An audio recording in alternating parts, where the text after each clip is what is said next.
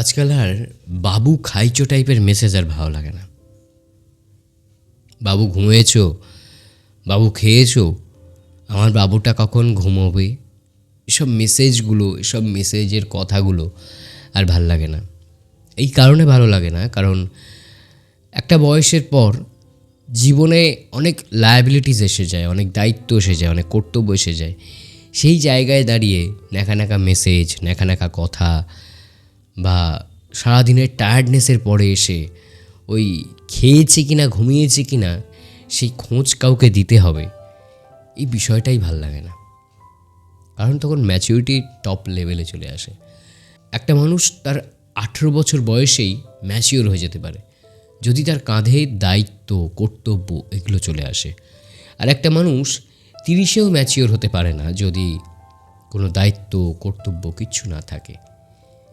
তো অনেক মানুষ হয়তো ভাবে যে আমরা প্রেম করব, অনেক ছোটদের দেখে তাদের মনে হয় যে প্রেম করতে হবে, প্রেম করাটা খুব দরকার, কারোর খোঁজ নেওয়াটা দরকার, কেউ আমার খোঁজ নিক এটা দরকার। কিন্তু যখন সেই জিনিসটা লাইফের সঙ্গে ঘটে তখন মনে হয় যে না, এই বয়সে ঠিক এইটা যাচ্ছে না। যে সময়ের যেটা কথা আছে না, যে দুর্গাপুজোর সময় যদি সরস্বতী পুজো হয় ভালো লাগবে, লাগবে না।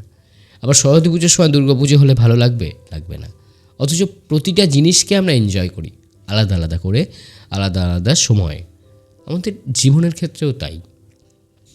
এই 25, 26, 27 বছর যখন জীবনের সবথেকে স্ট্রাগল করার সময়, জীবনের সবথেকে বেশি কেরিয়ারকে সময় দেওয়ার সময়, নিজের ফ্যামিলিকে সময় দেওয়ার সময়, সেই সময়ে এসে রাতে ঘরে ফিরে বাবু খেয়েছো, খাওনি, সারাদিনের মাথা যন্ত্রণা, এক হাতে সিগারেট, এক হাতে কিংবা কেউ বিয়ারের বোতল নিয়ে বসে আছে, সেই সময় বাবু খেয়েছো, ভালো লাগে?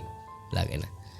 তখন ভালো লাগে স্কুল থেকে বাড়ি এসছে, কলেজ থেকে বাড়ি এসছে, কোনো দায়িত্বই নেই এখন, শুধু পড়াশোনা ছাড়া, তখন ভালো লাগে।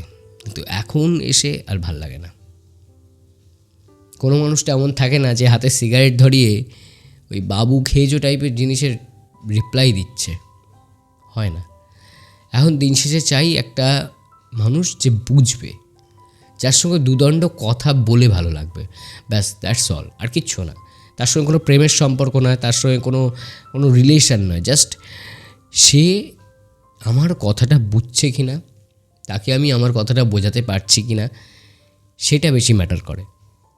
ওই ন্যাকা ন্যাকা কথা নয়, জাস্ট কথা। দিন শেষে কিছু কথা আমাদের যেটা জমে থাকে, সেই কথাটা তাকে বোঝাতে পারছি কি না, সেই কথাটা সে আমার বুঝছে কি না, ব্যাস এইটুকু, আর কিচ্ছু না। সে আমাকে জাজ করবে না, সে আমি যেমন তেমনভাবেই আমার মেসেজের ওয়েট করবে, আমিও তার মেসেজের ওয়েট করব। দিন শেষে সে সারাদিন ঘুরতে ফিরতে টুকুস টাকাস করে টেক্সটিং হচ্ছে, এসব নয়। দিন শেষে এসে একটা লিমিটেড টাইম ঘুমানোর আগে 2 মিনিট 5 মিনিট কথা হলো, তারপর ঘুমিয়ে পড়লাম, ব্যাস, দ্যাটস অল। এর বেশি আমার তো কিছু চাই না এখন। অন্য আমার বয়সী এদের কী চায় আমি জানি না, কী চাওয়া হয় আমি জানি না। তবে আমার মনে হয় একটা ম্যাচিওর মানুষের ক্ষেত্রে এটা চাই না।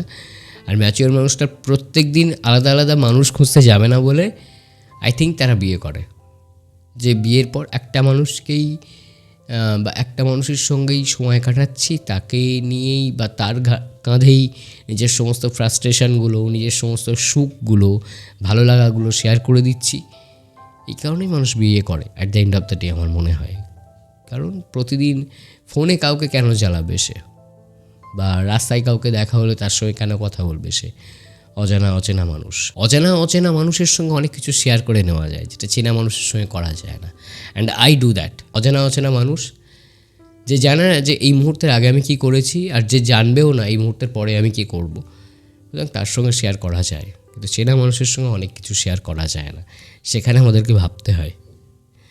যদিও বিষয়টা উল্টো হওয়ার কথা ছিল, কিন্তু আমাদের দুর্ভাগ্য যে আমরা সেটা উল্টোটা করতে পারি না।